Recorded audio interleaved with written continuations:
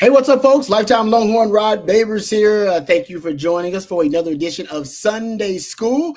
Appreciate all you guys for joining us today. We'll talk about explosive plays, something Sark really has thrived at and been really successful at and excelled at in the last couple of years. And we'll talk about that, being a top 10 team in the country at producing plays of 20-plus yards or more. Before we get going, though, and dive deep into it, let's thank our sponsor of our program today, our friends over at Advanced Pain Care. And here are two legendary Lifetime Longhorns to give you a message from our good friends at Advanced Pain Care. Pros know the pain stops here. Physical therapy helps me as an athlete then and now. And do I still need therapy? Yes. Advanced Pain Care helps with that. Injuries will stack up. They'll add up. You can't let those injuries get you down, and Advanced Pain Care has been very helpful for me. We can help with whatever's got you down, from nerve damage to our spinal cord stimulator. Pain is inevitable. Suffering is optional. Same-day appointments available. Advanced Pain Care. The pain stops here. All right. Thank you to our friends at Advanced Pain Care. Now, what sent me down this particular rabbit hole is what I was looking at the explosive plays for Texas, where they were ranked, and they were the best team in the country last season at producing plays of 20-plus yards. And in 2023, they were actually top 10 as well. That they really snuck right into the top 10. I think they were number 10 in the country in 2023. I thought to myself, man, that's a pretty good streak of being, in the top 10 and producing explosive plays in back-to-back years. Thought to myself, what other offensive minds in college football can brag about that, being one of the most explosive offenses, elite in explosivity in consecutive years? So I started doing some deep diving. I've always called Sark's I call him a big game hunter. Reference to a rant I had at one time about Sark and the deep ball, because he loves the deep ball, but he likes really explosive plays is what he's hunting. But the deep ball is kind of the easiest way to get there, right? Just chunking the ball deep downfield. But Sark uses a lot of different strategies. Of course, yak yardage is a big part of his offense. He calls it his run to daylight philosophy, which is why it's important for his quarterbacks to be accurate, to get receivers the ball on the move. He likes movement routes as opposed to stop routes. Movement routes are routes where wide receivers are getting, or any receiver is actually getting the football while on the move. So that helps with the kind of juices up the yak yardage. But I called him a big game hunter because he doesn't want the small game, right? He doesn't want, your quail and birds and small. Nope, he don't want no small game. All right. He's hunting big game, right? He's out there in the African plains, all right, hunting for the big game because he wants those big explosive plays. Maybe I should call him a big gain hunter instead. But getting back to it, I think ultimately he has curtailed a lot of his deep passes. We know that he has curtailed the deep ball because it wasn't a strength of Quinn Ewers. So a lot of these explosive plays have not been coming on necessarily the deep passes. They've been coming on a lot of those run after catch yak opportunities. So with Sark being a big gain hunter, I guess, I want to look at what other offensive minds in college football could be also considered these architects of explosivity. All right. So, and I wonder, was Sark the best? All right, that was the original hypothesis. Is Sark the best at being able to generate and create these big explosive plays of 20-plus yards? Now, the late, great Bill Walsh had one of the greatest studies done about explosive plays. All right, explosive plays, and here's where 20-plus yards too. But in his study, and it was published in that one of his many books, Finding the Winning Edge. It's the name of the book.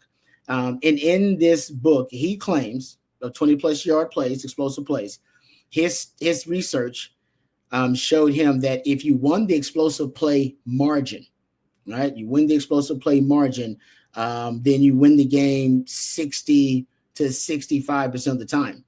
But if you won the explosive play margin by 2 or more plays, all right, so you're talking about a bigger deficit, or at least a bigger advantage for you and a deficit for your opponent in explosive play margin. He said you won the game 80 to 85% of the time. Explosive plays. Now, we know explosive plays are important. How do we know this from Texas season last year, right? In 2024. Texas in 2024, and guys, you know it because I screamed about it a lot and we talked about it. They're one of the worst third down teams in the country, right? They were, I think, in the last 2 years, actually, since we're talking about the last 2 years with Sark being top 10 explosive plays, They were 42% and 38% in third down conversion rate. That was good for 42nd and 70th. So you're average to slightly above average as a third down team. Last 2 years, red zone offense, I know we've beaten this dead horse, right? 101st and 90th in red zone offense the last couple of years. You hadn't been great there. And last year, you were actually really bad at taking care of the football. You were 129th in the country in giveaways. You were basically bottom 5 in the country at giving the football away, and yet still went to the Final Four. Why? Explosive plays. An explosive offense, right? You didn't have a run game versus Ohio State here. You didn't really have a run game versus Arizona State either. And what saved you versus Arizona State? Those big explosive plays to start out the game, and 4th and 13 in the game, and then the Gunnar Helm touchdown. These are all explosive plays. If not for the explosive plays, you lose that game. You didn't have a running game, and you couldn't really consistently move the ball throughout. And Ohio State, same thing, right? Didn't have really a running game, but Jaden Blue, big explosive plays down the field on those wheel concepts that they just Ohio State still can't figure out to this day. So explosive plays saved the season for Texas, and they were essentially the central theme of the season. But I think you're gonna continue. My Black Stradamus prediction is that Texas will be a top 10 team in explosive plays again this season, even with a new quarterback and kind of a new identity on the offensive side of the ball. So let's look at it. Let's look at what my research showed me when I went rabbit holing. So I do have Sark in the top 2 of kind of kill shot creators, big gain hunters, architects of explosivity, big play bandits. I got a lot of these. But anyway, my point is he's like number 2 in my ranking. And you get extra credit, or maybe it is something I deem as extra consideration if you've done it at multiple places and you've done it with multiple quarterbacks. So I looked at since 2019. We're looking at since 2019. So you got 6 seasons of a sample size. How many offensive minds in college football were able to be top 10? All right, that's elite, top 10 and generating explosive plays. And how many of them have done it for these consecutive seasons, the last 2 years, the last 3 years. Okay, so here's what I got. The number 1, I guess we start with honorable mentions. All right, we'll work our way up, a little build up here. The honorable mentions I got here are Jeff Lebby, because Jeff Lebby has done it twice in that time span since 2019 with UCF and with Oklahoma a couple of years ago. Both times with Dylan Gabriel. So I got to knock you a little bit on that. Is it Dylan Gabriel? Is it the Jeff Lebby offense? Yeah, that kind of thing. And he did it at 2 different places. It does show that the system, right? The system will travel with the offensive mind, right? The brilliance of the offensive mind. So Jeff Lebby thrown in there, honorable mention. Garrett Riley also gets honorable mention here. TCU in 2022, they were top 5 in explosive plays. 2024 with Clemson, also they were top 10 in explosive play. They were number 8, and he did it with 2 different quarterbacks at 2 different places. That should get you some love. There is Tony Elliott, the former Clemson offensive coordinator and play caller, did it back-to-back years at Clemson, but same quarterback. You know what I mean? So not really. And he had a co-offensive coordinator, Jeff Scott, who was there with him for a while. So, I mean, it's not totally – they don't get all the credit for that one. You go look at also honorable mention that I threw out here was Josh Heupel, because there was some dispute whether at UCF when Jeff Lebby was there, was Josh Heupel calling the plays or was Jeff Lebby calling the plays at that time? Found some mixed information about it. So I decided to give Josh Heupel some credit, at least an honorable mention.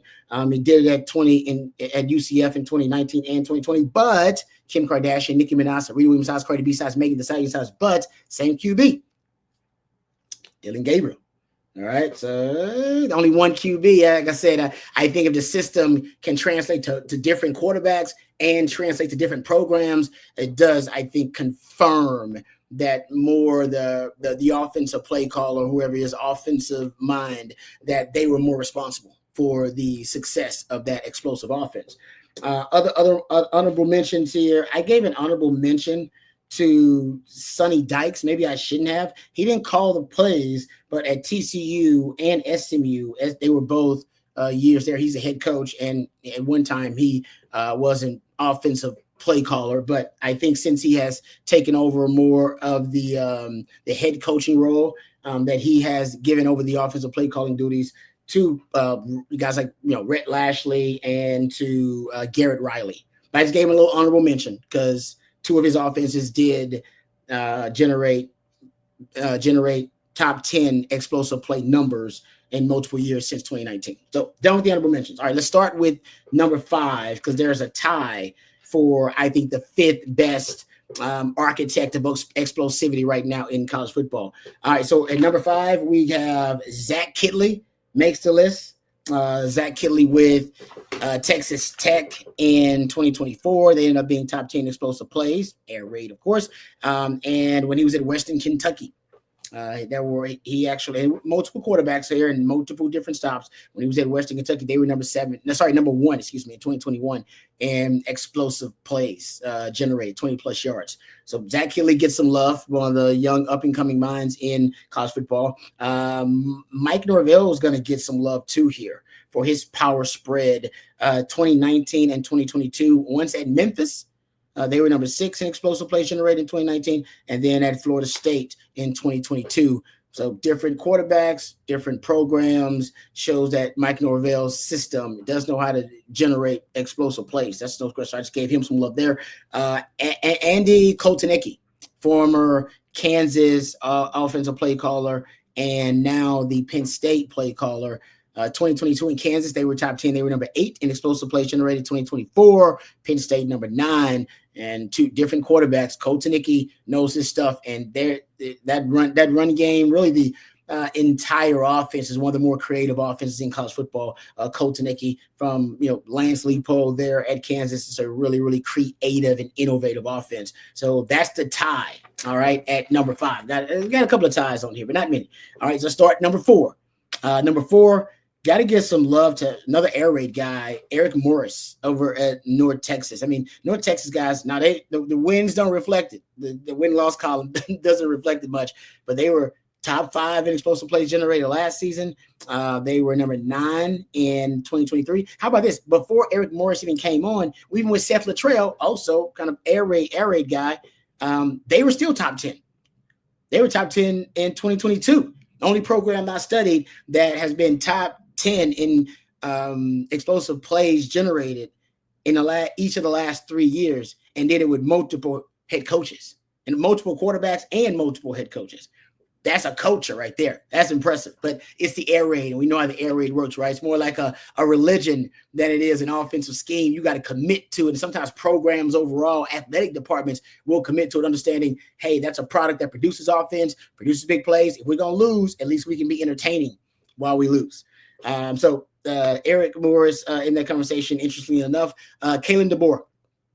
And Kalen DeBoer has done it at 2 different schools, has done it in back-to-back years. At Washington, they were number 2 in 2023 in producing explosive plays. At Bama this past season, they were number 10 in producing explosive plays. He's got more like an Eric Coryell offense. That's what kind of reminds me of the old Eric Coryell offense. He loves taking deep shots downfield, especially if he's got a strong arm quarterback. I think Kalen DeBoer will probably I think he'll have 3 straight years, much like Sark, of being top 10 in producing explosive plays. There's no doubt about it. That dude is a big play bandit, right? Big gain hunter, as I call it. So Kalen DeBoer makes that list too. And, all these guys, head coach and play caller, probably should have given a little bit more credit to the head coach / play callers too, right? Like Eric Morris, Kalen DeBoer, even Sark. That's tough to do. But I would say that a lot of the guys that I'm looking at here in the ranking, they are head coach play caller. Kalen DeBoer is a head coach play caller. Eric Morris is a head coach play caller as well. I talked about there are the guys in there. So I just think ultimately when you rise to the top of your profession as an offensive mind, you're going to be given a head coaching job. And then when you get the head coach job, most of the athletic directors that are hiring these guys, they hired them for the offensive acumen and offensive prowess. You don't want them to stop. You don't want them to lose that. So they just kind of continue, that responsibility along with the other head coaching duties. Sark has done it about as well as anybody out there. All right. So continuing, Kalen DeBoer on that list. Let's go to number 3 here. Got a couple of ties for number 3. Ryan Day. And now he didn't do it last season or the season before that because he gave up play calling duties to Chip Kelly. But in 2019, 2021, and in 2022, he did have an offense that was prolific enough to be number 4, number 2, and number 10 in producing explosive plays in those seasons. 3 since 2019 with multiple quarterbacks. He was a head coach play caller, gave that up for Chip Kelly, and worked out well for him. Ended up winning a national championship as a result. Another number 3 here, I'll give it Rhett Lashley. Big fan of Rhett Lashley. Also kind of a cousin of the veer and shoot a little bit. 2019 SMU, he was the OC there with Shane Buechele. Top 10 in producing explosive plays. 2023 SMU, 2024 SMU, 9th and 10th in producing explosive plays. Multiple different quarterbacks. Preston Stone in there, Jennings in there. So you got 3 different quarterbacks. I know it's at the same place, but he was in a different role because he was the OC there and then came back as the head coach after his time in Miami, I believe. So Rhett Lashley makes my list too. He's tied for 3rd on this. Is another one. Actually, we'll move on to number 2. I think we're done with our number 3. Moving on, number 2. Another tie here, and I'll give some props. Phil Longo makes it here too, because I didn't realize this doing the research, and I know now he's OC at Wisconsin, if I'm not mistaken. That's definitely where he went after North Carolina. He had 4 straight years of being in the top 10 and producing explosive plays. 4 straight years. 2019, 2020, 21, and 22. Different quarterbacks, Sam Howell, then a Drake May, multiple different quarterbacks in there. He's air raid-ish, not directly from the air raid tree, but kind of like Todd Monken. By the way, Todd Monken would have also made this list because Georgia, they had multiple years during that championship run where Todd Monken had them top 10 in producing explosive plays. So he would have made the list, but he's in the NFL now as the play caller for the Baltimore Ravens. But Phil Longo, that's impressive. Like not only 4 years producing top 10 explosive offenses since 2019, but 4 straight different quarterbacks. That's impressive. So I'll give Phil Longo some props on that. And of course, Sark makes it. Actually, I'll take it back. Sark does make it, but we'll talk about Sark in a second. Lincoln Riley, I got to give him props to. Lincoln Riley also tied for 2nd on this list. USC and Oklahoma. 3 different quarterbacks. 2023, they were number 2 at USC. 2022, number 4 at USC. 2020, Oklahoma was number 8 in producing explosive plays. 2019, they were 2nd in the country in producing explosive plays. You've had Hurts and Spencer Rattler and Caleb Williams in that offense. Multiple quarterbacks, multiple different programs. Ain't no doubt. That's as impressive as it gets. And everybody knows Lincoln Riley, well respected for being one of the best offensive minds in football, college or pro. So Lincoln Riley makes it. Had to give props to a Sooner. I know some of y'all don't like it, or ex-Sooner.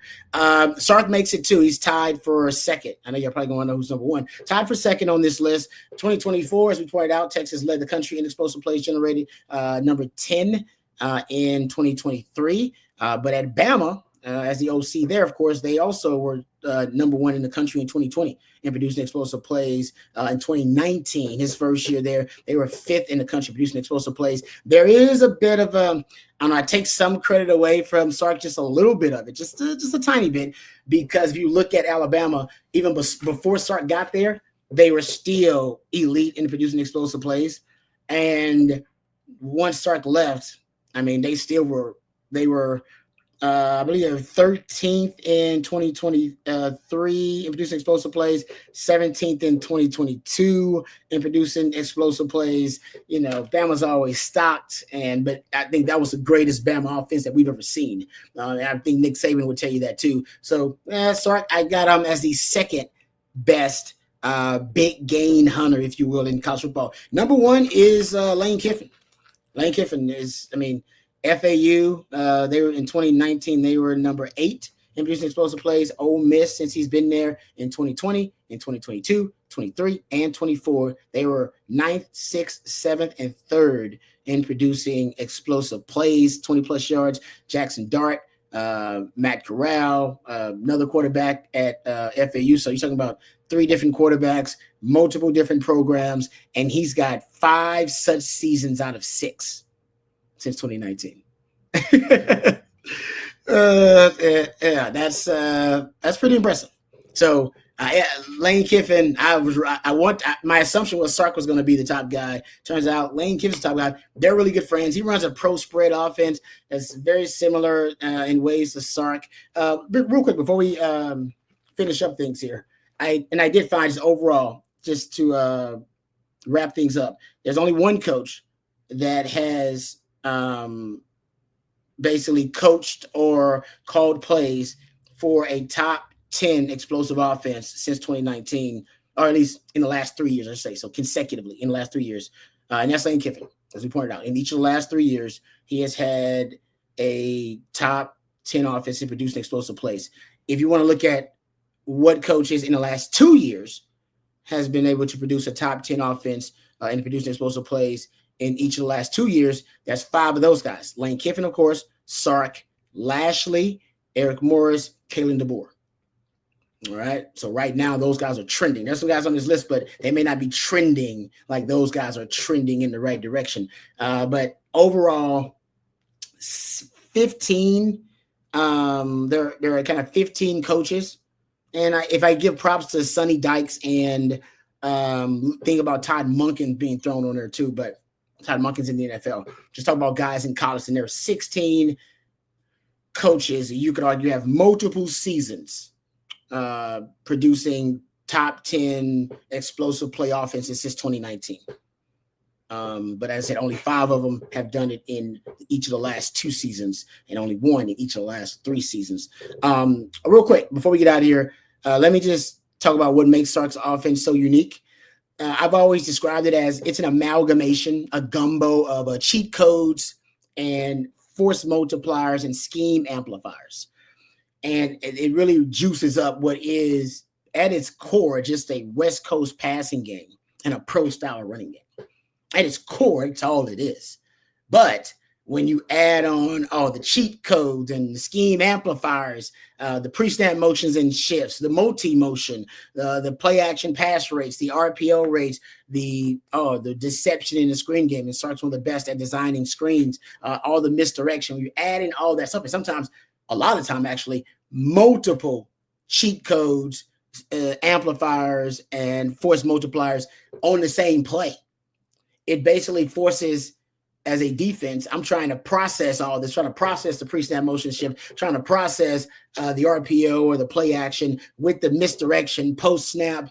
That's a lot to process. And as a defender, when you have to process more and you're thinking more, usually you play slower while you're processing all that. And I think a lot of it is to overload the circuitry of the defense and then force a mental error by somebody out there, and usually you get one. And a lot of Sark's offense is built in deception, right? Deception, screens, deception, going one way and then coming back the other. The misdirection, the motions and the shifts, the play action pass is a sleight of hand. That's why he likes quarterbacks with quick hands so that they can manipulate the mesh point really well in the RPO game. And so all of it is kind of deception-based offense. 60, if you're looking at Arch or you're looking at Quinn. Quinn in 2023, then over 65% of his snaps, the passes were either play action pass, RPOs, or screens.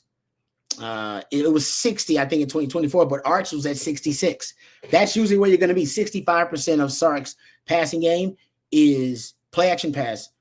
It is RPOs, it's screens, which are all analytically have been proven all to help, basically to help a quarterbacks, and it also increases and improves most quarterback metrics.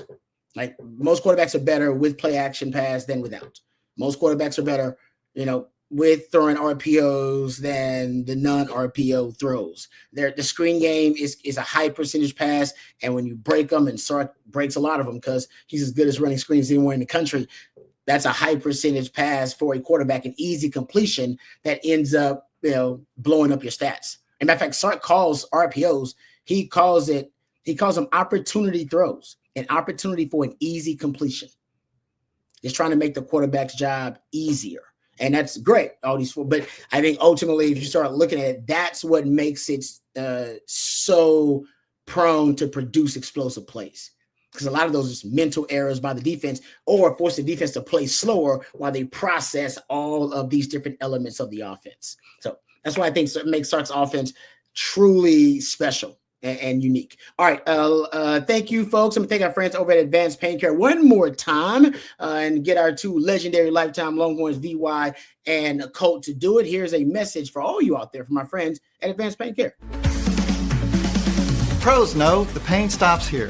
Physical therapy helps me as an athlete then and now. And do I still need therapy? Yes. Advanced Pain Care helps with that. Injuries will stack up. They'll add up. You can't let those injuries get you down, and Advanced Pain Care has been very helpful for me.